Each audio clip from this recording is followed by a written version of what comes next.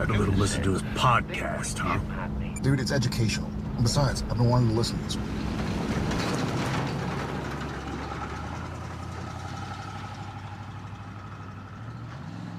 Welcome to Idling in the Impala, a podcast by and for lovers of supernatural and the fan fiction it inspires. I'm Sandra. I'm Karlee, and probably going to start out here by apologizing for any audio quality issues and the state of my voice. I traveled over the last weekend and I have caught traveler's flu or con flu, whatever you want to call it. So if I suddenly go very quiet in the middle of a sentence or my voice is too croaky to be heard properly, I apologize in advance. But I will try today, to fix it in post, Karlee. Sandra will work some editing magic, though she's fabulous. But today, since we just did the Battle of the Dads, we thought it might be thematic to stay with the topic of family and let's look at some mummy issues. let's have a little bit of a character dive into Mary. And I will say, for once, Sandra has no notes because she knew we were doing Mary about 5 minutes before we started recording. Yeah. I'll let you because pick. she said to me, she went, pick the topic. And because I'm a dickhead, I picked the topic about 5 minutes before we met on Zoom. So I didn't give her a chance. Have you been stressed about this? Have you been like, they've not told me the topic? What is happening? No, I haven't. I haven't been stressed until you just told me we were going to be talking about Mary. And then I was like, okay. So no, I'm good. I think we can. What did you think? I had no idea what you might pick. Really, I didn't know. I guess I should have maybe I should have been worried because I was like, maybe I should be more prepared. But no, I was like, we can figure it out. We could do this thing. We can do the thing. So Sandra is venturing into the world of winging it with the Wikipedia page. That's what's happening today. But just looking at the Wikipedia page, I've got it open. I probably won't look at it, but I've got it open. Mm-hmm. Jinx is here as well. So if you hear any random just random noises in the background or me going, stop it, get down, why are you like this? It's not me. Good Lord. It's not Sandra. She hasn't fucked with the folders in the Google Drive anymore. It's the cat being his best cat self. He's at the moment standing with 2 feet on my desk in between all the wires, just looking cute. He's just sat there. He may come and rub his head on the mic. I apologize in advance. He is not controllable by any human methods. So I want to know, Karlee, what made Mary stand out as the topic that you just wanted to talk about today? So I figured, I did figure since we just, Battle of the Dads will be out by the time, at the time of recording. We have just recorded Battle of the Dads, but it won't be out yet. But it will be by the time you're listening to this. So that whole sentence was redundant. I figured it would probably be like thematic to stay with that. I was looking through the list of. I just feel like you wanted to rant, though. Maybe that. maybe a little bit, but also like I'm sick anyway, so I don't have a great deal of brain space. And I was like, I can't pick something that is going to need me to think and form a coherent opinion. Yeah, I want to be able to get on mic and go, Mary Winchester fucking sucks. She's a terrible mother, a terrible character. Fuck you, Mary. Sam Smith is amazing. You are wonderful. I love you very much. Mary sucks. Like, please stop advocating for your character. She's terrible. You know? Mm-hmm. I just wanted to rant a little bit. So that was. I'll lie and be like, oh no, it was thematic. It tied into what we've been doing. But no, it's just because I hate Mary Winchester and I wanted to rant at her a little bit. So yeah, you want me to haul off on my rants first, or do you want to? Do you have a more nuanced opinion on Mary? No, I don't necessarily think nuanced, but I mean, I think if we talk about the show as a whole and how really it tends to be about family, it does make sense that Mary played such an important part in the storyline from the very beginning and was still this kind of ghost or shadow, just like John was. Over the boys, but for, I think, different reasons. I think there was more the absence of Mary and what that might have been like for Sam and Dean. I will say, I think it's because the show's been was on for so long. right? They actually did have that opportunity of not only kind of starting it off with Mary and having it be the finding out the mystery of what happened to her, resolving that, sort of Mhm. big bad by I think the end of season 2, and then bringing her back 10 years Terrible decision. later, but bringing her back Terrible. 10 years later to work through all of that other stuff. Other shows wouldn't have the opportunity to do that, for a variety of reasons. It's a show that breaks all the rules anyway. So yeah, why not bring back the dead mom and, throw her into the mix as well? Yeah, the ranting about her definitely want to hear, but also I think if we tie it back to how she did affect the boys, um, maybe differently, Yeah. growing up, having the vision or version of her that Dean had of her being this perfect mom, and then getting that broken or realizing it was really just this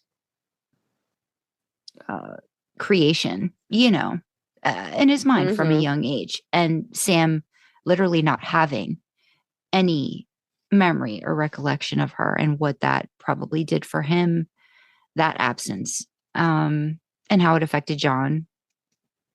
And then how it affected them when she came back. Yeah. Because it was definitely very Yeah. different, for I think both of the boys, similar, but still different. So yeah, but no, feel free. I rant because I know we think Take the floor. very, very similarly about when she was brought back and how the Yeah. things she did. I'll touch on that briefly. I think Mary coming back was not the start of the decline, but it was 100% shit. We've run out of ideas. Shit, we've been renewed for another season and we got nothing, guys. We got nothing. Fuck. Bring the mum back. We can do something with that. Mhm. And that's like next season's problem.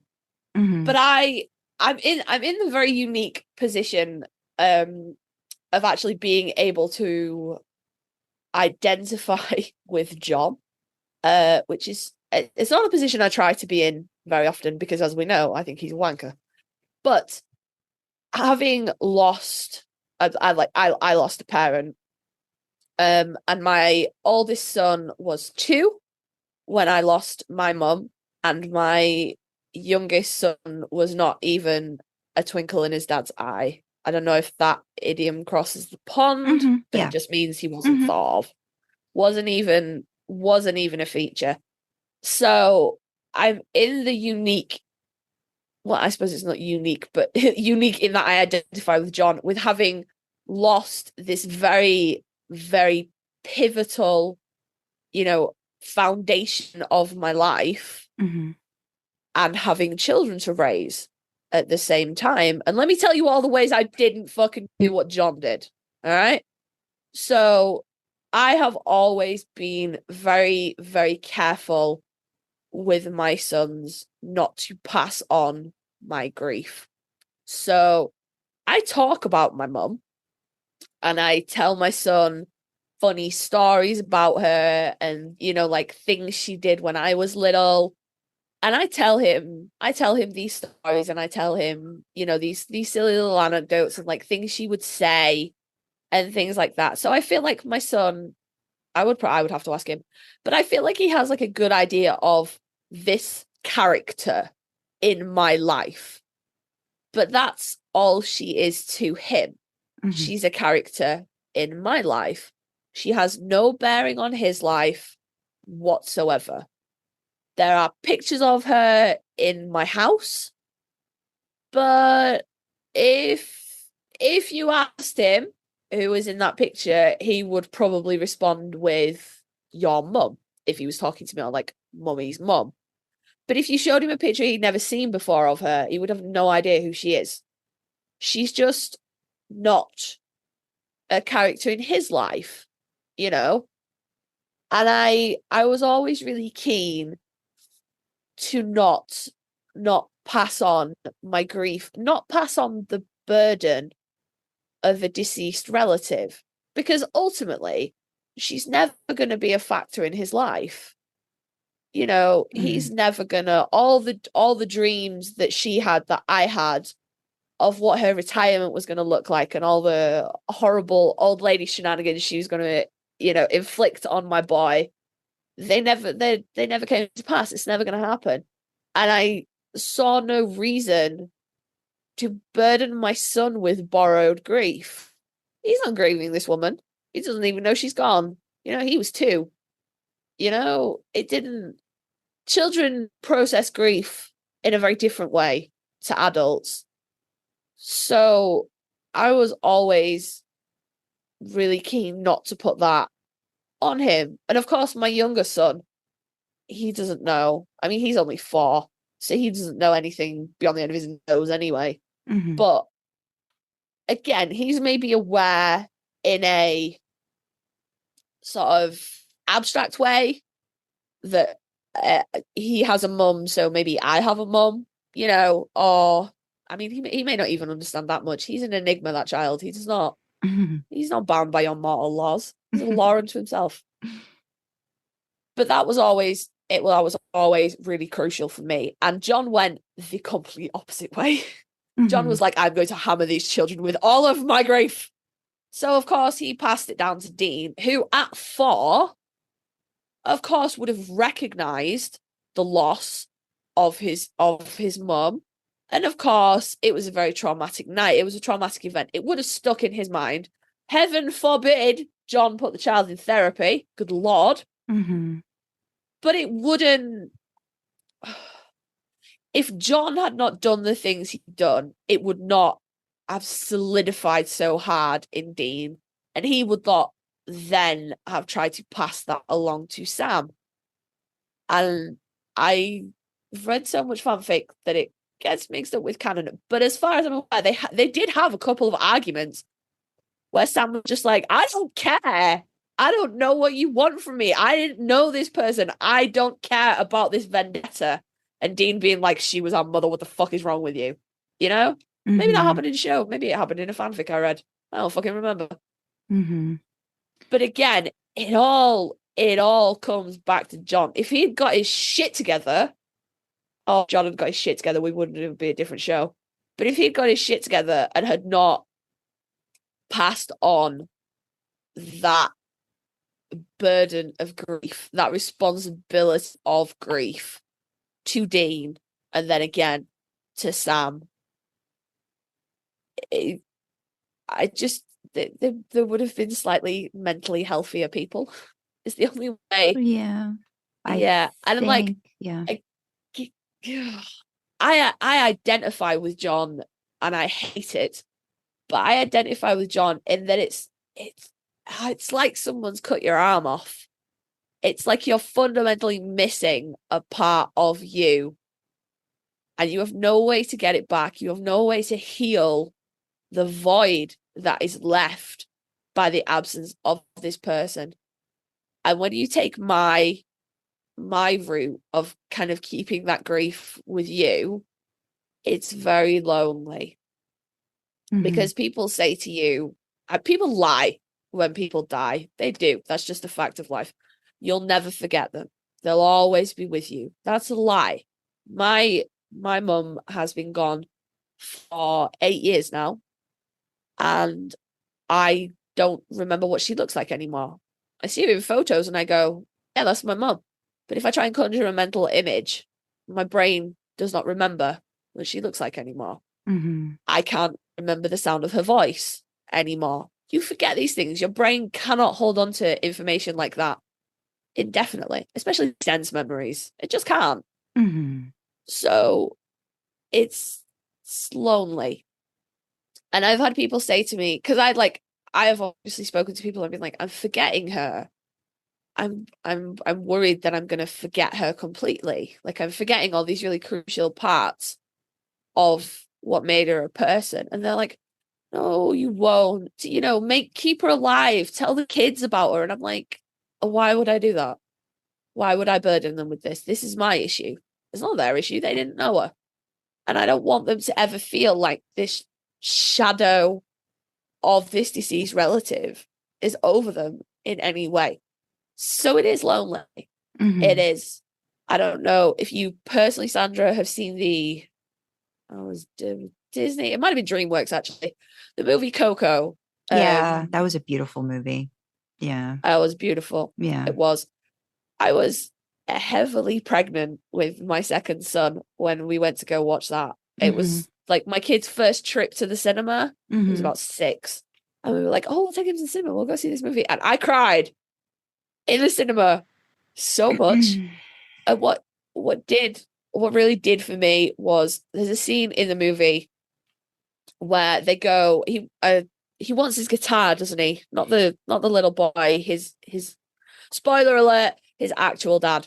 He wants a guitar, and they go to the people who are not crossing over for the Day of the Dead, and it's one of them sort of, I suppose, passes away again because there's no one in the living world that remembers them anymore, so there's nothing to keep them alive in the afterlife. Oh my god, it was a fucking mess. It was disgusting. Oh my god, I was so many tissues. It was awful because I was like, that's what's going to happen. That's what's going to happen because I am the youngest in my immediate family. Anyway, my cousins are older than me. I have no siblings. So I'll be the last person that remembers my relative. And when I'm gone, she will go. And does that mean that I won't get to see her in the afterlife, or will I get to see her before she goes because I remember her? You know, the movie was not clear. I needed the movie to be slightly more clear. But that always stuck with me, that I will be the last person alive one day that remembers this woman and remembers who she was and the impact she had on the world. Yeah. So I get it, John not wanting Mary to be forgotten, you know, and I suppose although it was a supernatural death, you could equate it with, you know, a random murder, wanting justice, wanting vengeance, wanting someone to pay for your loss. And I get that. But you can't fuck your kids up, John. Well, you can. You did. But you shouldn't have done. Because what did it get him in the end? Well, I think too, it becomes, I don't think he shared any of the good stories about her. I just think it was whatever memories Dean held on to, because I really don't think that there was any real discussion. Like, I don't think John liked talking about Mary at all. I really can't see him speaking about her often. Yeah. And I think that's where you get all the grief, all the, because I think there can be a balance in what you pass on in terms of stories, right? Like there can be grief, but there can also be when it's organic in conversation, or when something's happened and traditionally, like, you know, you do something at Christmas or a holiday and it becomes something that, you know, this is something that mom used to do, or whatever. I don't ever get that feeling that he really talked about her, because I mean, Sam really says he knows nothing about her except for what Dean had maybe mentioned here or there. So I think Dean was maybe the torchbearer when it came to Mary for Sam. And I feel like Mary became another beating stick in John's repertoire, especially because, as we know, as we have discussed, John would beat Dean to keep Sam in line, metaphorically, maybe physically, we don't know, but metaphorically. Whatever Sam did, Dean copped for it because he should have been there, or he should have been watching, or he should have stopped him, or he should have looked out for him, or whatever. So I feel like Mary, she went from John's wife, you know, the love of his life, maybe. I mean, he had a whole other kid with someone else, so maybe, don't know. That was another weird. Oh fuck, we've run out of ideas. Fuck, pull a brother up. Shit, it's all right. And then we'll forget about the brother for like so many seasons, and then we'll bring it back. It's fine. It's fine.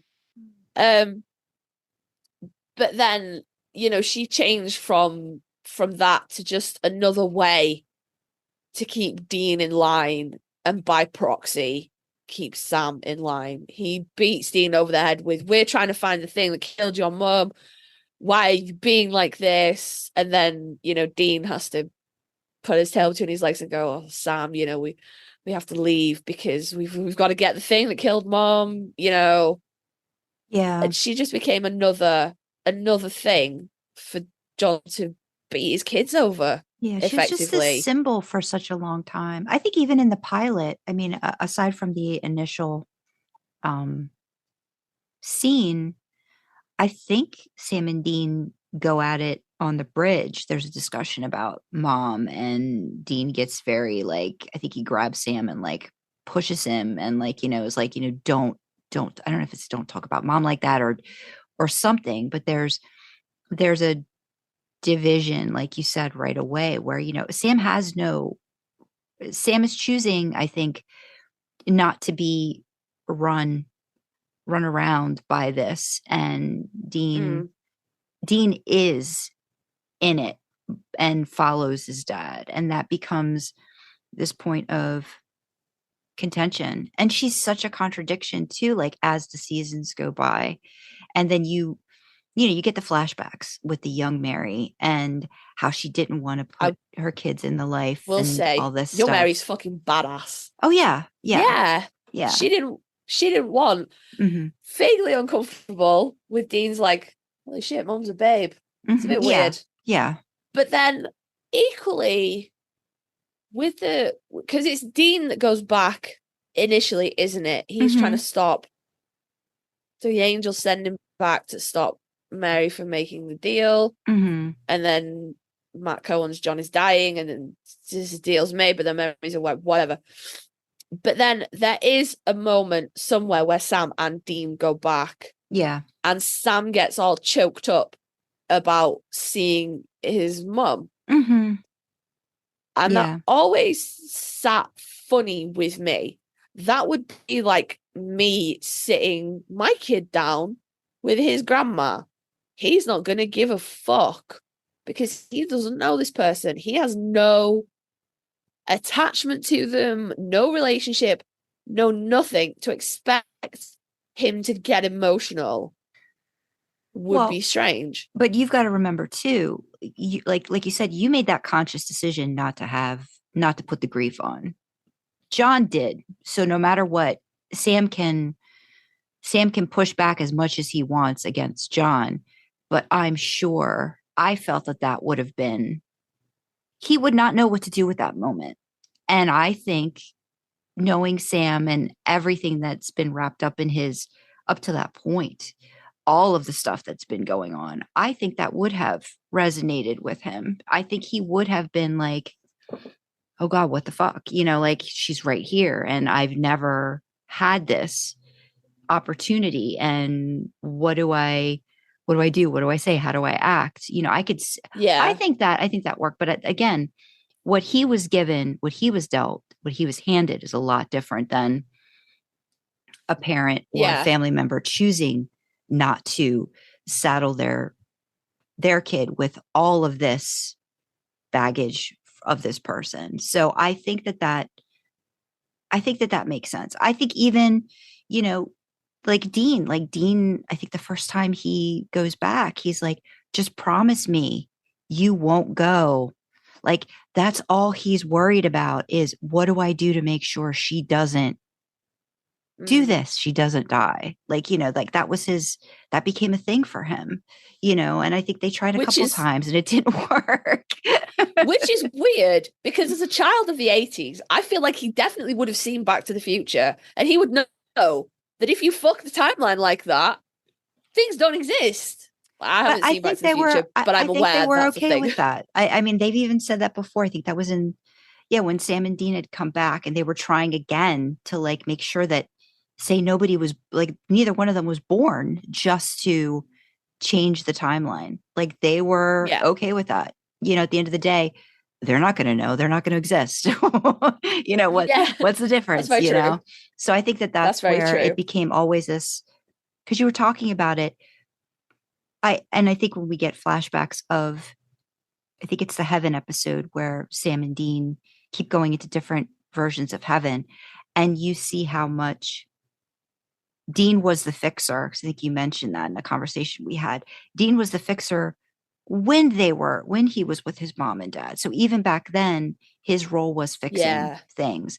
And again, I think bits and pieces get, as time goes by, you forget about the stuff that's not all that great. And you maybe hold on to just the good memories, just because it's easier sometimes that way. But he did that a lot. He fixed things. And I think when Mary comes back, he was trying to do the same thing. He was trying to fix it, and you can't fix it. I will say, I do, the symbol, like Mary in general, the Virgin Mother and all that, and then bringing her back and showing that she didn't know what the fuck she was doing was, I guess, I could get behind that. It's I think at least authentic in terms of she wouldn't necessarily have just been the best mom ever, and would have known all of the needs of her kids and would have been able to meet them where they were at. So, but yeah, it was a lot, I think, to put on Mary, and she really just was this foil, I think, for the boys, as a lot of, I think, the females are in the show. But I think they tried to make her more rounded, but in the end, I just got more pissed off at her. Like, the more because I just want somebody to take care of Dean. Just be there for him. That's all he wanted, if he says that's what he wanted, just do that for him. Like, just be available. If he calls, pick up the phone. Like, at the end of the day, you're the mom, whether you want it or not. You're in this situation. Like, do a little momming, just a little bit, and just a small mom, please. Didn't. And that scene when, like, she had to leave, and she did it a couple times, and seeing how Dean reacted to her was very visceral and I felt that a lot. And I think maybe that might have been feelings I've had, but, like, maybe not with my mom, but maybe with my dad, of that not being totally there. You know what I mean? Yep. Like, just not having that connection, wanting it really badly, not having it, not knowing how to do the thing you need to do to make this person want to be around and want to be present. And then realizing, I don't know if he ever got that. I hope he did at some point, that it wasn't about him, that he had to let that go. He did. He did. He was driving off at the end of 1519. He was driving off to Delaware. Get his ass whooped. I hope so. Great. I really feel that. Okay, so this is normally the part of any given podcast where we would go, hey, our sponsor today is, but we ain't sponsored. So we just have some causes, some charities that we'd like to bring to your attention, point you in the direction of, if you feel able or willing to donate to them. We have three main sort of causes, inverted commas, that we're promoting feels like the wrong word, but like signposting, highlighting, if you will. So the first one is to do with the conflict in Ukraine, the Russian invasion unlawfully of Ukraine. So we would just like to draw your attention to World Central Kitchen, which, as it sounds like, is, helping to feed people that are affected by this conflict. Although it's dropped out of the media quite a bit now, there's still a hell of a lot of people in the Ukraine that are trapped, that are cut off, that are struggling for food and water and basic supplies. So that's what that charity is there for. We have Kids Save, which, again, as the name suggests, is looking out for the children that are affected by this. I mean, conflict feels like the wrong word. It's, it's an unlawful invasion. But yeah, Kids Save. And then we have, if you don't feel you can or want to commit to just one single charity, we also have a link to the global giving page for the Ukraine Crisis Relief Fund, which obviously is then split between various different places that it needs to go. It's sort of the global equivalent of a GoFundMe or a Just Giving page. So we have that. And then for those of you that are in the US, and oh Lord, we know it's hard right now. We do. So we have the Mums Demand Action, Ending Gun Violence, the Sandy Hook Promise, advocate for gun regulation in your state, wherever you may be. We have the American Civil Liberties Union, which is, basic human rights.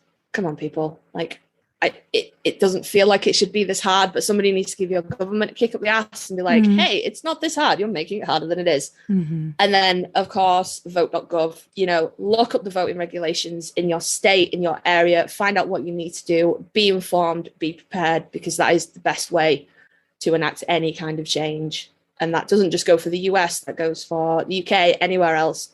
Educate yourself. Know what you need to do so nobody can catch you out.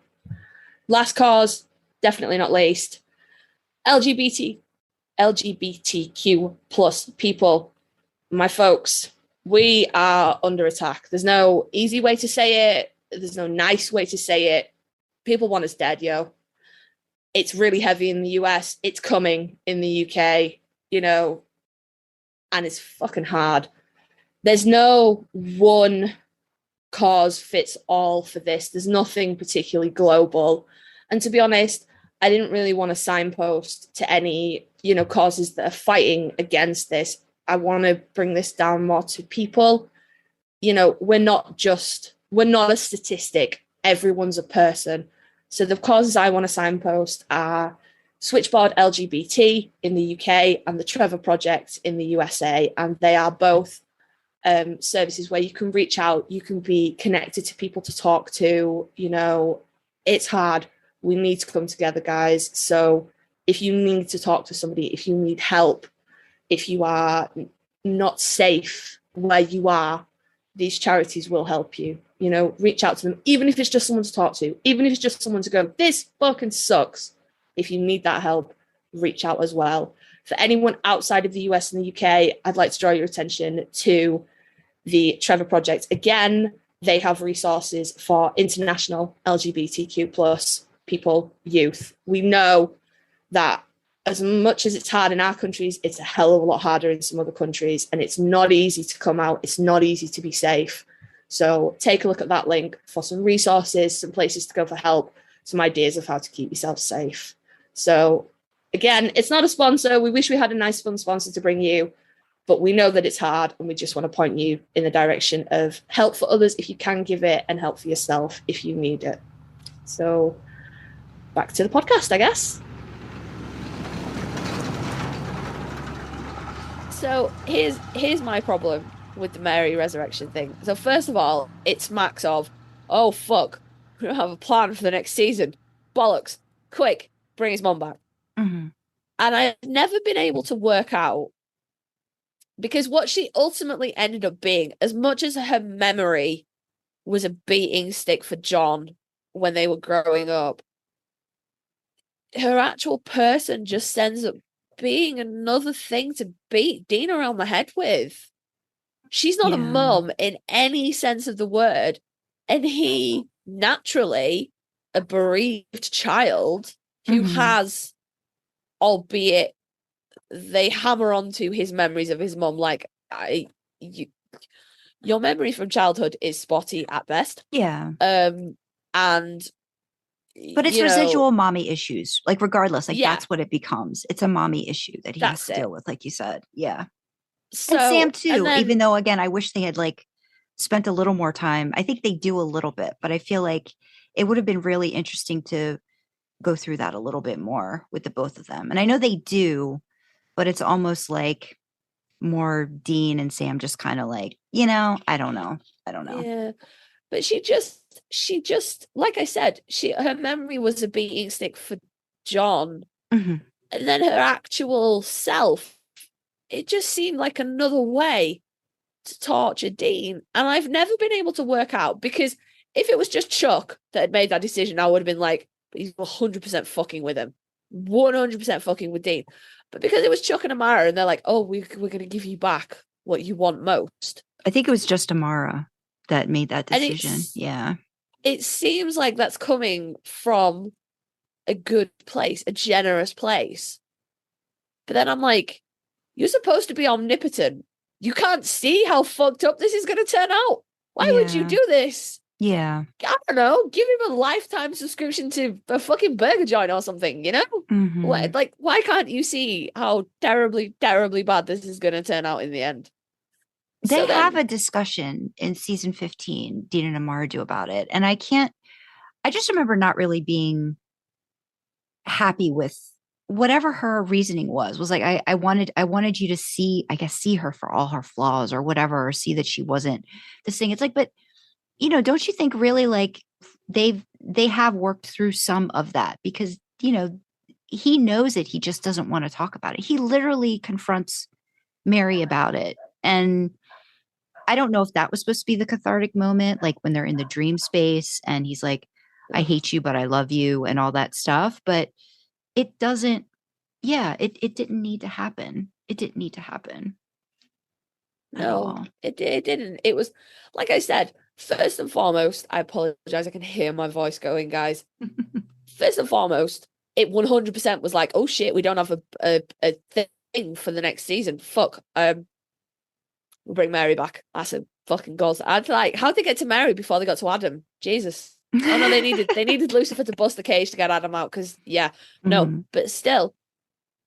And then, like, Dean has happy memories of his mum being a child. So we can sit here and debate, did Mary and John have the best marriage? Probably not. But it doesn't look like she was a bad parent Right. to Dean. And Mhm. certainly that little, 2 minutes you get with her when she's putting Sam to bed in the pilot. It is in the pilot, isn't it? Mhm. Yeah. Yeah. And she looks like, she's very attentive and very sweet, and there's a nice moment, and she's got a little brother, and I've done very, very similar things with my own children. So, but it, like, if you take that nice, wholesome family image, and Dean's like, you sung Hey Jude, and you made me this when I was sick, and blah, blah, blah, blah, fair enough. Okay? But then she comes back, and then she just seems to forget. And I'm like, babes, you're a mum for life. You get to check out of that, unfortunately. And maybe I'm projecting a little bit there. My children are both, one is 10 and one is 4. So I'm still in the trenches, as it were, like, up to my elbows in mothering. Mm-hmm. But you don't just stop when they turn 18. You don't just go, well, fucking figure it out, guys. Yeah. You're still a mum. I was 22 when my mum passed away. And I would still, up until she got sick, and I was 22 when she got sick, and I turned 23 very shortly after she passed away. But like, up until her getting sick, I would still be calling her and be like, Mum, how do I do this? And what do I do about this? And Mum, this and this. And I'm sure, I realize your relationship with your parents is slightly different, but I imagine you probably still go to your mum and be like, do you know this? Oh, Or you call yeah. your dad and be like, I have a technical issue. Yeah. Your dad seems like the kind of dad you call for like a flat or something. Yeah. You If don't you need to call him get for a something deep, fixed or you don't know how to like do Yeah. something around the house or something like that. Yeah. Yeah. Mm-hmm. yeah. Yep. So you don't stop parenting when they turn 18. It just changes. Mm-hmm. And you take a step back maybe, and you send them out into the world, and you hope that all the things you've tried to teach them and that they didn't listen to, they internalized a little bit of it, and you send them out, and Mm-hmm. but you're always there. You're always in their corner. My mum used to say to me, especially when like bad things were happening in my life, and she'd be like, I'm standing right behind you. I've got you. Mm. I'll hold you up. It's fine. We'll do this, whatever the problem was. But Mary she was like, oh no, I was dead and now I'm alive and I must fuck off and Mm-hmm. figure my shit out. And I'm like, baby, no, Yeah. we all have issues. Okay. I have been very vocal in real life and on this podcast about my mental health issues, but I don't get to check out of being a mum just because I'm having a shit time. I'm still mom, Yeah. I might say things like just one hug to my kids because, if I'm having a really bad time, I'm like, fucking nothing touch me, Jesus Christ. Mm-hmm. But I would never like not hug my kids. You know, I would be like, I'll give you one hug. I'll give you like a quick hug or whatever. So we've all been there. We've all had shit to work through, but you don't just get to fuck off. Yeah. Do you think that that's, I mean, because again, I know that in any instance and situation, you could see parts of, I think, Sam and Dean and John and Mary at different times, but the running away thing, do you think that's a Sam thing too, that they were trying to, I don't know, do a parallel like for trying to draw between, yeah. Because maybe. I know Dean was always worried about people just leaving him. And is that the thing that they were like leaning into heavily? Like, because Sam had run off and, you know, maybe it was just like, well, you know, maybe this is the thing that, you know, Mary just does when she just doesn't. I don't know if it's not want to deal, because I know with Sam it was different. It was because he just didn't want the life. Mary apparently didn't want the life, but kept coming back to the life, you know, so it's like she was trying to, I think, run away from something she couldn't run away from either. Yeah. I don't know. I mean, don't get me wrong. I'm sure if you're brought back from the dead after like 30 years, therapy. You can have some issues to work out. Yeah. Yeah, no, I definitely feel like yeah, there's soul searching going to be going on. But I don't like... But do it around family. Know that family's there. Don't push them away. If you need space, tell them you need space. Chat.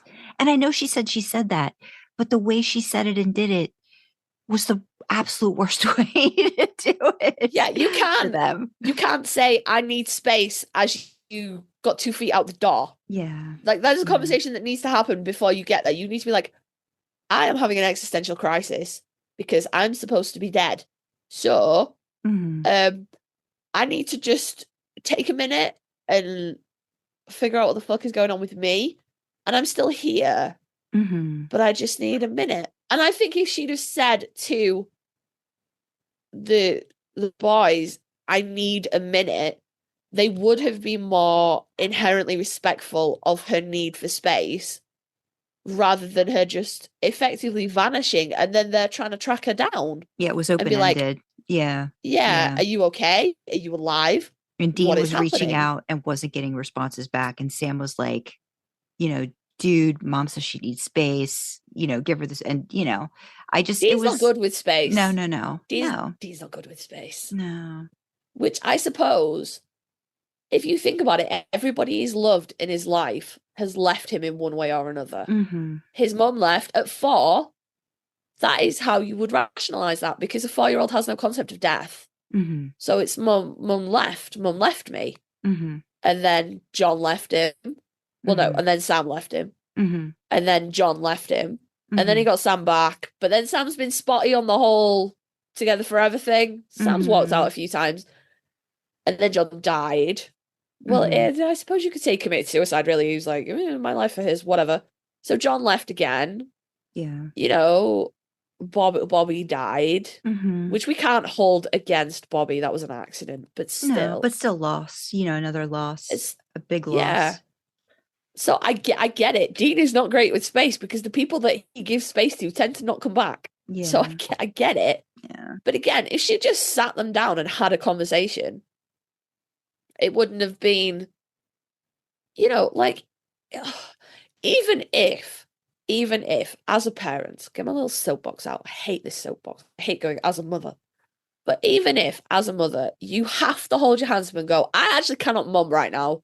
Okay, I'm fucking insane. I'm supposed to be dead, but I'm here. Like, I gotta eat food and drink water, and it sucks. I was having a nice time. I cannot mum this moment. I need you to give me space. If she'd have just said that, it would have been okay. Yeah. I mean, Dean probably still would have freaked out because he does that. But you gotta have a conversation about it. Yeah. You cannot just fuck off. And then to find out that she fucked off and then she was hunting while she was fucked off. Like, she wasn't even dealing with the shit. She was burying it under monsters. The Winchester tradition, I think. I think that's where she's more like Dean. Yeah. I mean, I think her and Dean do that, you know, like that's how they cope. They get it. They use the hunting to cope. Yeah. Or to just not cope, or just not pay attention and not deal with it, kind of stuff. The avoidance tactic. Yeah. And then there was that whole funeral with the kid that she saved, or she was hunting with him or something, and like she basically just traded in the boys for this other guy. And I was like, baby, what are you doing? What are you doing? Yeah. But again, if the writers could have thought of something else, we could have avoided this whole fucking mess. Yeah, and they just kept using her again and again, like dangling her, like now she's in Apocalypse World. And then, like, you know, when they finally did kill her off again, like in season 14, it was just another, then it was this division between you know, Dean and Jack and Cass, basically. And like that, you know, like that had to create another whole issue. And yeah, just plot. She was just used for plot. Yeah. Yeah. She's either the carrot or the stick. Always. Oh, we have to open up the portal because Mum's in Apocalypse World and we have to go get her back. Yeah. You know? Oh, Jack had a moment and blew her up.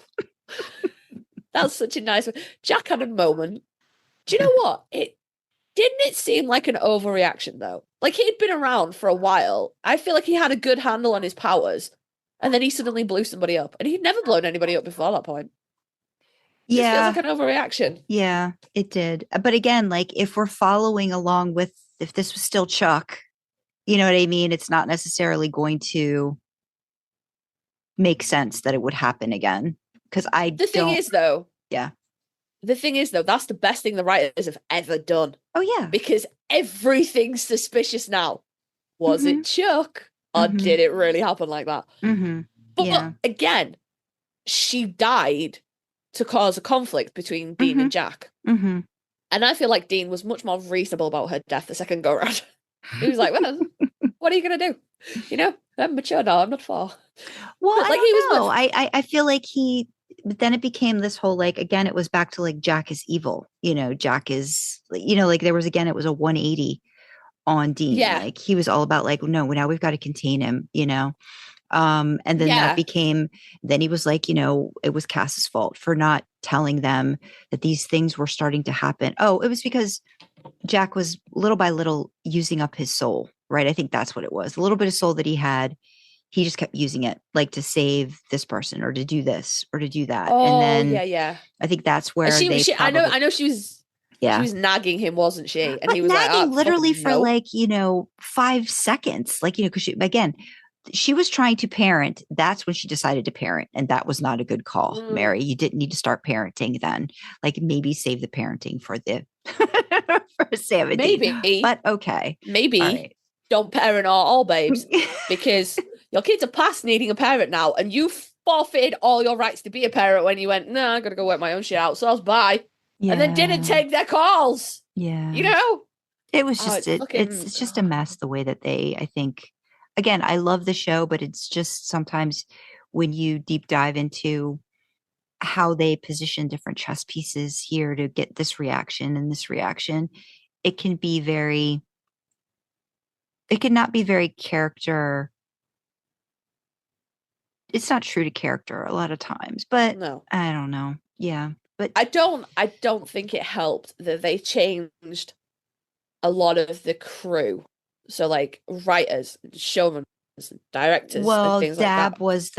Dab was the one that started show running around Mary and British Men of Letters season 12. Like he was always a writer off and on, but yeah, he became like one of the show writers with Robert Singer in 2012. Yeah. And that's when I think it really started to go weird and like not as many great episodes and more just like, this is what we're doing. Okay. Yeah. That's it. Somebody needed like somewhere in Supernatural headquarters, they needed like a really big wall of everything that had happened before. So you could have some fucking continuity. Just a little bit. They just have to look at the wiki. That's all you have to do. Like you don't even have to do the work. There. It's all there. Yeah. Like just try the not to have fans have done it for you guys. Have things line up. But again, yeah. It's just like, you know, if if they'd have had a continuity, on the set of The Hobbit, they probably had it for Lord of the Rings as well, but it was never referenced. But on the set of The Hobbit, they had someone whose whole fucking job was continuity. Mm-hmm. That was their whole job. That's all they did. It was really cute. They were called Victoria, and they gave out Victoria Cross medals for actors who contributed to their own continuity. So, like, they remembered what parts of their costume they were or were not supposed to be wearing, or they brought the right prop or whatever. It was cute. But, like, if they'd have had the wall of continuity, they could have been like, hey, you remember in every single fucking previous season, Dean has never left Sam ever, ever, ever, even once. Mm-hmm. Maybe let's not have him abandon him in the vampire cave. Yeah. Maybe. But my issue with that, and I mean, we'll talk about it more another time, is that Andrew Dabb, it's not like he just showed up. Like, I think he's been around since season 4. Like, I think he's been a writer, that contributor. name's been around a long time. So it's not like he didn't know himself. He probably contributed to a lot of those storylines that dealt with, them going back, time traveling, like Mary and stuff like that. So that part's frustrating. I'm just going to interject here briefly, listeners. If in the next sort of couple of minutes you hear an ungodly cacophony from my end, it's because one of my cats has curled up on my bed and the other cat has come over to groom her head, which on the surface of it is unbearably cute. He's being the best brother, but she fucking hates it. And she will tolerate it for a very small period of time before she will get up and smack him in the face. And I don't know when that limit is going to come. So just if suddenly you hear a lot of yelling and like cat yelling and like stuff being thrown everywhere, it's because she's had enough. Although I will say, he has left her alone now to sit down next to her and clean his leg. Just one leg. I suppose you can only clean one leg at a time anyway, can't you? But he has left her face alone for now. But he does do this to her periodically, and she hates it every time. And she whoops his ass every time. And he's like, nope, gonna carry on anyway. The fuck are you doing? Okay. You know what we can do? We could probably do some last thoughts on Mary. And then that way maybe we might avoid the the impending cat battle that's about to ensue. I have to say, it's my tabby cat, and she has resting bitch face anyway. And then it's my big fat boy cat, and he's curled up like next to her, and his face is in her face effectively, and I can just see her for it. Yeah, she's got like I can only see one of her eyes, but it's like half open, and she's glaring at him, and she hasn't moved yet, but it's imminently gonna happen. Are the ears imminently gonna happen? What position are the ears? Oh, the ears are up. They're paying attention. The ears are up. They're paying attention. She's fully aware of what he's doing. I don't like anybody listening out there who might have a tiny soft spot for Jinx, the podcast mascot. Don't feel bad for him. Do not feel bad for him. He does this all the time, and she whoops his ass every time, and he keeps doing it. And also, I have 2 girl cats, Xena and a tuxedo cat called Whiskey, and he's like double their size. He's a big boy.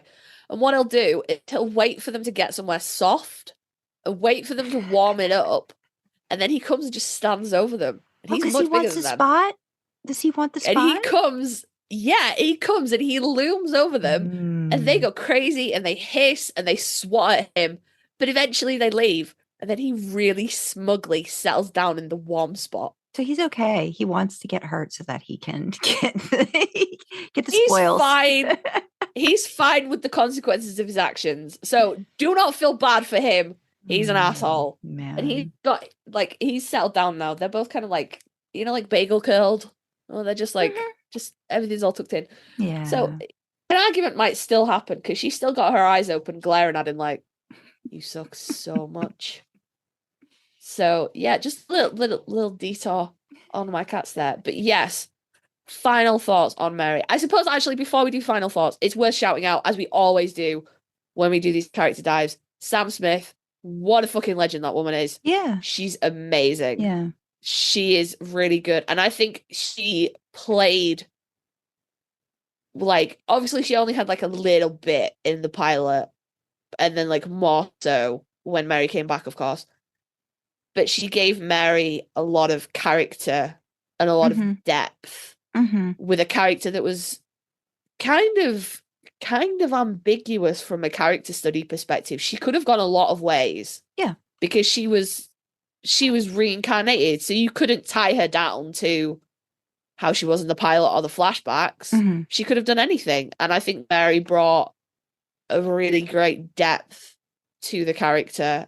And as we keep saying with these people, I can't see anybody else playing her. Yeah. Yeah. So we gotta, like with John, fucking hate John, love Jeffrey Dean Morgan. Yeah. Fucking hate Mary, love Sam Smith. She's amazing. Yeah. Yeah, I've grown to appreciate her more too, just like watching the cons and like listening to her talk about the character too, you know, and so there's definitely a lot of layers to her. It's just at the end of the day, you want the boys to get a little something good at the end of the day, right? Like that's all I think that's all we want, and just not to be disappointed again. The thing is, you can't give them, because they have like a family meal and stuff, but obviously it's not going to ring the same in your 30s as it would have done when you were 4. Yeah. I will say, as much as I don't like the whole thing with the Pearl and Dean's wish, seeing them enjoy that family meal is very nice. Yeah. Because they do, like, I give a fuck about John and Mary, don't care. But Sam and Dean seem to be genuinely enjoying it. And you can tell Jared and Jensen are genuinely enjoying messing about with Sam and Jeff as well. Yeah. If there's a cat update, he's put his foot on her foot.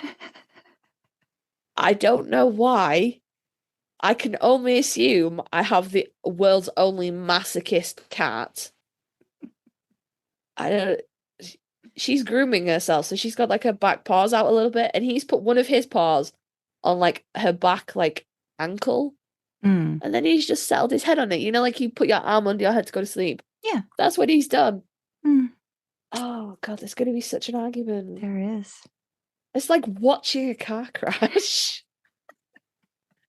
But yes, final thoughts on I'm sorry, she sniffed his head and now I'm really, oh no, she's grooming his head now. Oh, I could still change at any moment. Absolutely, she will bite him. It's cute because they genuinely do not like each other. Like, the girls do not like Jinx at all, really. And they will hiss at him and they will swat at him and they don't want anything to do with him. But every so often, they'll just like groom each other's little foreheads. And it's the cutest fucking thing. It's the cutest thing. Oh, this could have a happy ending. They could snuggle up together. It might not, but it could do. I'll keep you updated. But yeah, so final thoughts on Mary is that she just kind of sucks. She's not outright abusive in the same way that I would argue John is. But she just, frankly, she didn't have a reason to exist after the pilot. You know, they did that cute little like throwback to her when they go back to the house in Lawrence and Missouri's there. Yep. And that's cute. And Mary comes and rescues them from the spirit, and that's nice. But then they kind of like laid her to rest there because she was like, Missouri was like, oh yeah, she expended all her energy to save her boys, and they could have left it there. You know, she did not need to come back. Yeah. But I suppose when you have 15 years of a show, you run out of ideas, don't you? That's what it comes down to. You run out of ideas. But no, I think terrible mumming in general. I don't think she's a bad person. I just think she's flawed. But yes, very heavily dislike the character. Not for me, I'm afraid. One day we'll do one of these character dives where I don't end up going, and I fucking hate them. You know, I don't think I hated Castiel. I didn't hate Rowena either. Maybe it's just the Winchester. I think I think the parents really in general. I think we just have had a lot of discussion about that. And yeah, I think once we get into some of the other characters, I don't think we're going to have the same same No. feeling. I think we've gotten most of the ones that we really just don't like, maybe out of the way. Seriously dislike. I don't have a problem with Adam. I have a problem with what the writers did with Yeah. him. Yeah. And all my problems with Adam link back into my problems with John anyway. So I'm just like, you could genuinely, if the tagline should be Winchester's We Need Therapy, you could have another tagline that was It's John's fault. That would cover like 90% of the problems. Yeah. Oh, good Lord. Now they're playing patty cake. They're not really playing patty cake. You remember being little and you'd have like a fight to see whose hand ended up on top of the other hand. That's what they're doing right now. That's what's happening, but with feet.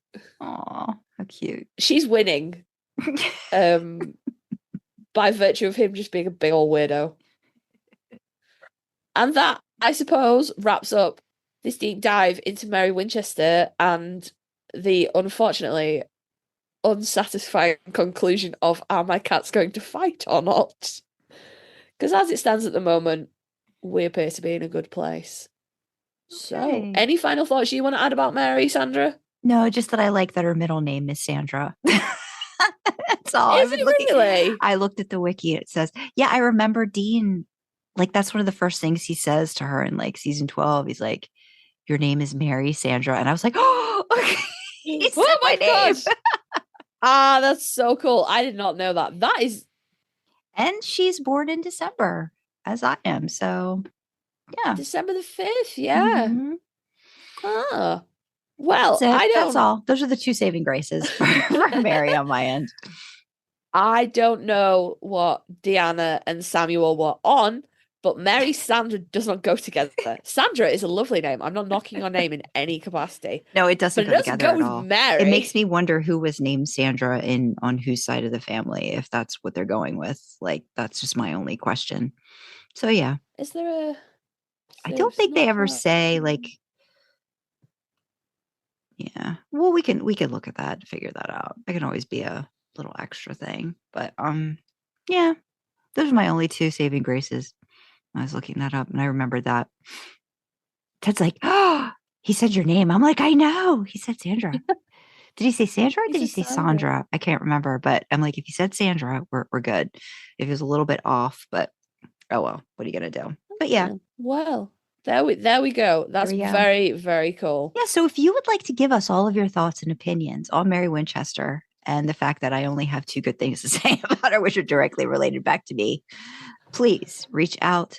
Let us know what you think about Mary. What did we get off in your opinion? What is your deep dive about the character? Let us know. So reach out to us. You can email us at idlingintheimpala@gmail.com. On Twitter, we are idling in the letter D Impala. We have a Discord channel. We'll put some information in the description. If you want to reach out, pop in that way. It's still new. We're not necessarily all that Discord in the know, but again, it's just a thing that we're trying out. And if you want to reach out to me, you can read some of my fan fiction on AO3. My username is Drasna. On Twitter, I am skylewrites. That's SKYLEWRITES. And if you'd want to reach out or learn about some of my original fiction, you can visit my website at sandrakyle.com. Lots of Sandras. So many Sandras, but nothing matches. Nothing matches. Nothing matches. Do you know? Okay. So I am the agent of chaos in all things apart from this. If you want to reach out to me, you can find me on Twitter. I am Karlee Karma. If you want to take a look at anything I've posted up on AO3, there's been a bit of a dry spell. I'm working on some stuff. But you can also find me on AO3 also with Karlee Karma. It's the same profile picture in both places. So if you think, hey, I wonder if there's more than one person with a weird spelled name, same profile picture, it's me. And just for reference, however you think Karlee might be spelled, it's probably not. So it's Karlee and then Karma as you would spell it normally. So reach out to us, drop us a tweet or a message on Twitter, send us an email. What do you think about Mary? Do you think she is God's gift to mothers all over the place? Or do you agree with us that she kind of sucks? And I did just realize as well, but I covered it really quite well in our Men of Letters episode, which is another reason I hate Mary, is that she fucking teams up against the boys and makes them lie to each other. Oh, fuck you, Mary. You suck. But I definitely covered that in the British Men of Letters episode, so we don't need to rehash that argument. So for now, we will say all is calm on the cat front. Everybody's paws are still touching, but nobody appears to be mad about it. Good. So the cats are calm, and we are done with this episode. So thank you very much for joining us in the back seat, guys. We will see you next time. Bye, everyone. Bye-bye.